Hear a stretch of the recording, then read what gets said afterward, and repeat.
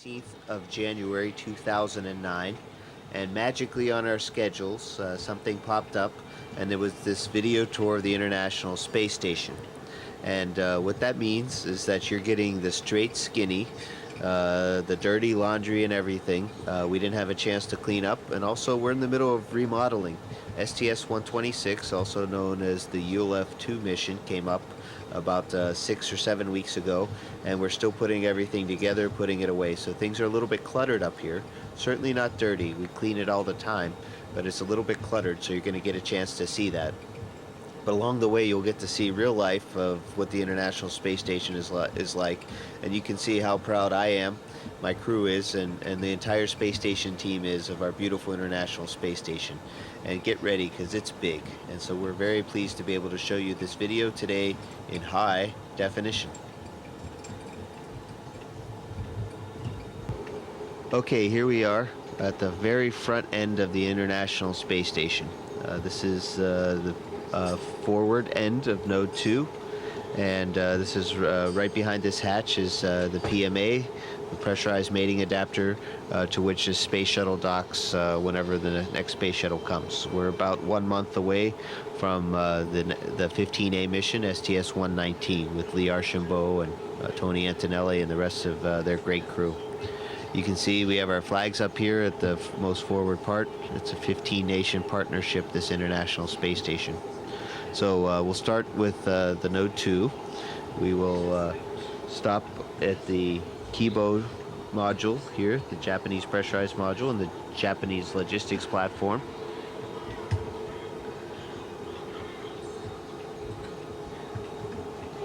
We'll stop back there in a second. We'll take a look in the Columbus module, pride of the European Space Agency, and our pride too. And then you can look down the stack, and you can see several other modules, and even into a little bit into the functional cargo block, the FGB, and then the service module. So it's a really big space station that we got. So let's start off right here with our new modules. This is Node 2, Harmony. And it was recently brought up. It's been up here for maybe about 1 year. And we can see from Harmony, we can go into the Columbus module, PMA to where the shuttle is, and the GEM. So we have stowage in the overhead above,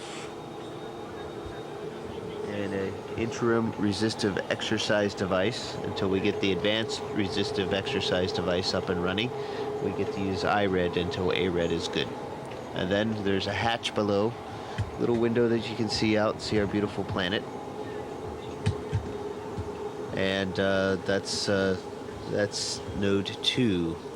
As we fly into the Japanese experimental module, the GEM, also known as the Kibo, we can see it's the biggest module aboard the space station, and it's in fact, it even says so here. There's a, sorry for moving the camera so fast, but it says right here, welcome to Kibo. Please enjoy and relax in this brand new, the most spacious and quietest room in the ISS.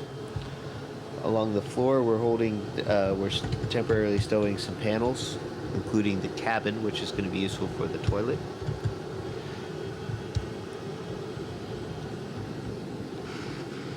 You can see here, this is the SIBO rack, which is for cell biology. And then we have a fluid rack, Urutai. So these are the two main Japanese science racks that are up here now. There's more that are coming. Behind these panels here is nothing. It's the actual shell of the spacecraft. And you can see there's wires and a few wires back there. And if we're lucky, we'll see a shell heater, these orange strips, and they keep the actual body of the space station from freezing or getting really cold by running electrical current and keeping everything warm with the heaters. Okay, we'll stop right here real quick and take a look on the floor, on the deck they call it. This is the -80 lab freezer, Melfi. and we use that a lot. We store a lot of our biological samples, urine and blood there. And on the ceiling, we have the ICS and PROX rack. So PROX stands for Proximity Operations. It's going to be used for the HTV, which is the H2 transfer vehicle. And also ICS is a comm system that's Japan is going to have up and running once the external platform is out there. So this rack shares double duty.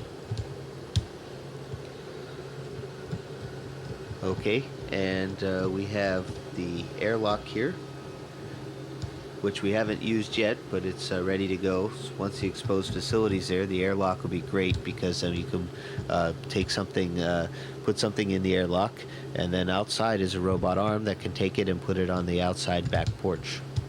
Now Sandy and I just reconfigured this robotics workstation. It looks a little bit cable-y today, but it's not so bad. We're actually going to run a test on Monday using the backup robotics control blocks. So we actually had to redo a lot of cables today, and it went by pretty well. So here are the backup boxes that we worked on. And let's take a quick look out the window before it gets dark outside.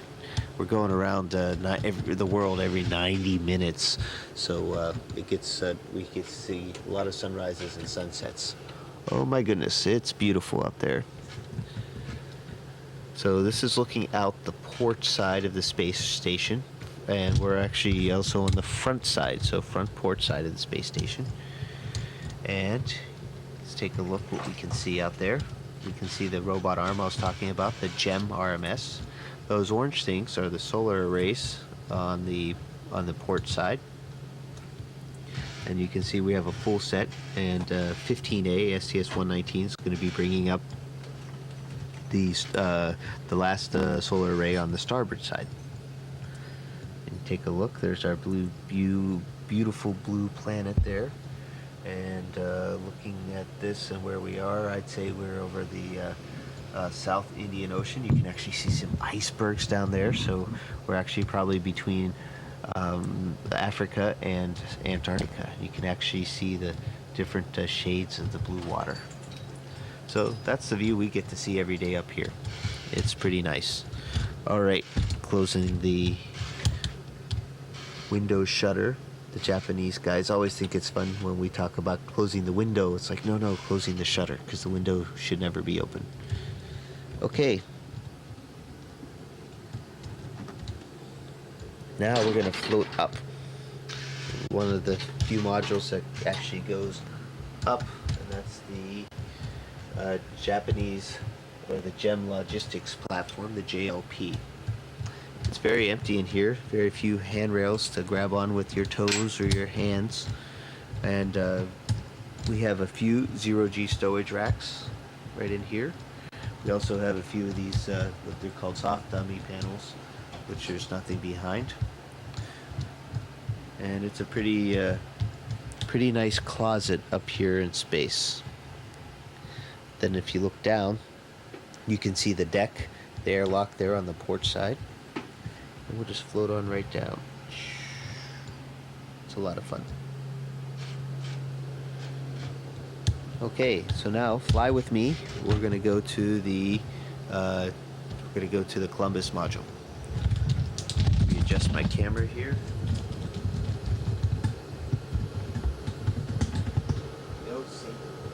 And Hayakali.